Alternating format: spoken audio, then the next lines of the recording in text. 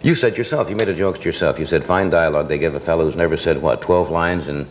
I think 3 words. 3 words and 12 or pictures or something like that. I can't remember what it was at the time. I was having a small attack. What do you say to the critics? You get this all the time because you made a joke about it yourself.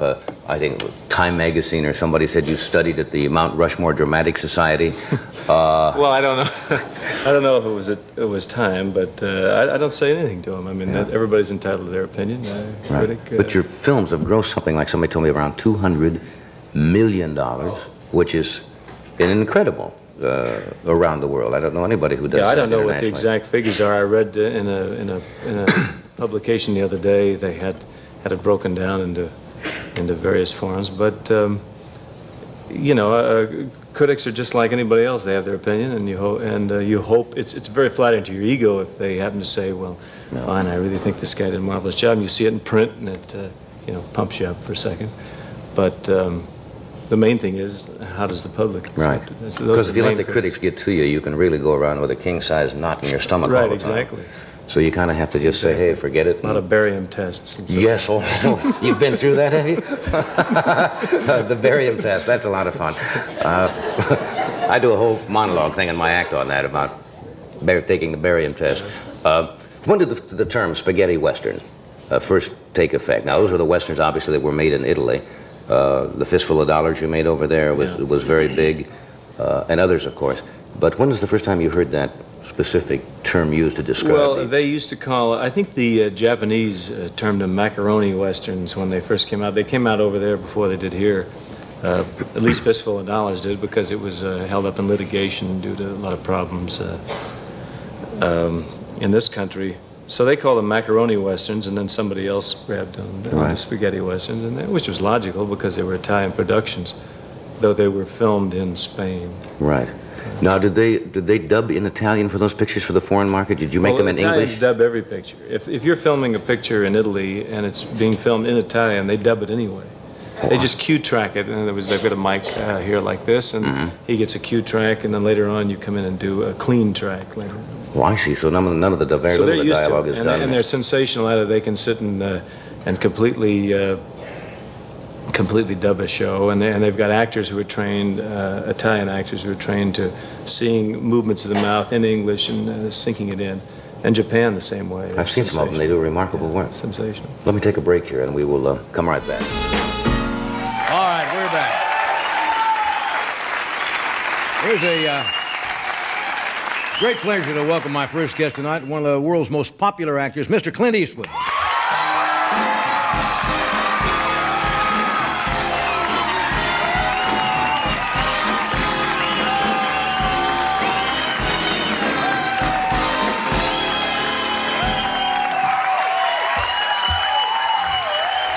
Finally got you here, huh? It's terrific. I was standing out in line, some guy passed me a beer. You just want you to swing in, huh? Yeah, just swing right in. I'm glad you came by, everyone. We're wrapping it up. We got 5 more. I thought I'd join the throng, many throngs of people who are saying goodbye. Good to see you. How you Wishing feeling? you well. Thank you. I feel good. Yeah. I feel good. I was watching the other night. They played on, I think it was cable, one of your great movies. I want to talk about some of the other things you did in the early days.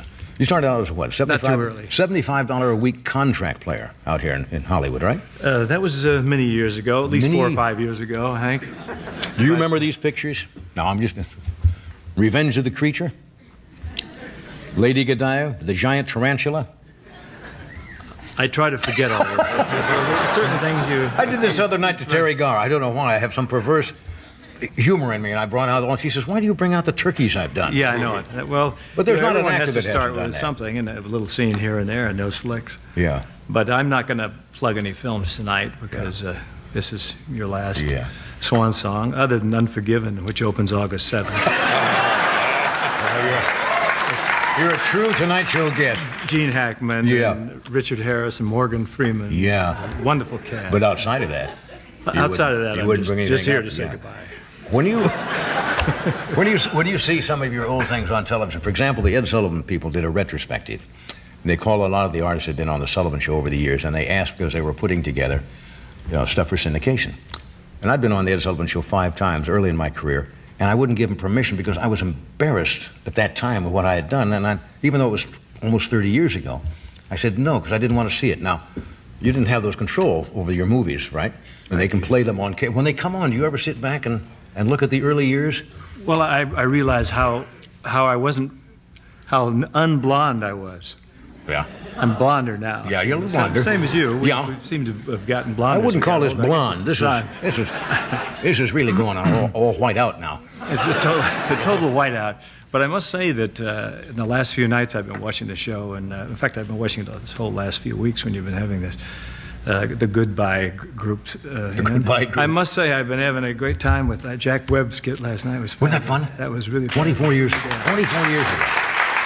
We were talking, And I guess I first came here, it must have been 22 years ago. you were doing Rawhide. Yeah, before I think think I went to New York on the first time. I was doing A Fistful of Dollars or something. Yeah, that's right. Show like that. Tell me about, now, Rawhide went on how many years? Seven and a half, years. yeah. Was that before you did the all of the? Yeah, that was all Westerns? before. Yeah, and I did the films in Europe, and then came around and did film. You know, I've just been here in this country. Tell me about working, because I think those films have got a marvelous quality and style about them. The director who just died last year, didn't he, Sergio Leone? Sergio Leone. Yeah, he had a fantastic style. Who did Fistful of Dollars and A Few Dollars More. Few Dollars More, and with Lee Van Cleef and Yeah. I think Eli Wallach were in those. Yeah. But what was the style? How did he shoot those? Because they were stylized, very I think effective. the thing that made him style is that he didn't have any preconceived idea of how films were. He had been growing up on John Ford pictures and, Right.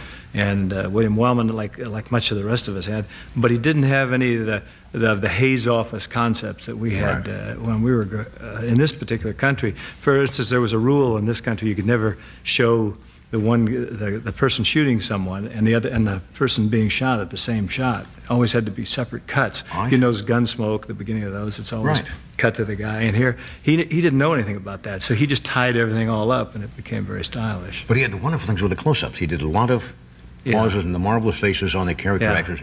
Well, it was very operatic. You know, they'd cut to the close-ups, from wide shots into very intense close-ups into the eyes. You know my favorite picture? There are a lot of them I love you in. Outlaw Josie Wales. That was a... Would you like that one? Seriously. Yeah, and That's got a lot of heart to it. I mean, that was my favorite too. isn't that fun? Now, we hadn't talked that over, but I don't know why. It's got a lot of character and a lot of quality. And That one holds up well with the public, I think. yeah. Now, tell me about working with the... I was almost say chimpanzee. It wasn't a chimpanzee. It was an orangutan. No, that was the other night you had somebody on with a chimpanzee. That was Bob, wasn't it? That's right. Yeah. But you had the orangutan, which are very, very strong animals. They're extremely strong. 3-to-1 strength over a man per pound.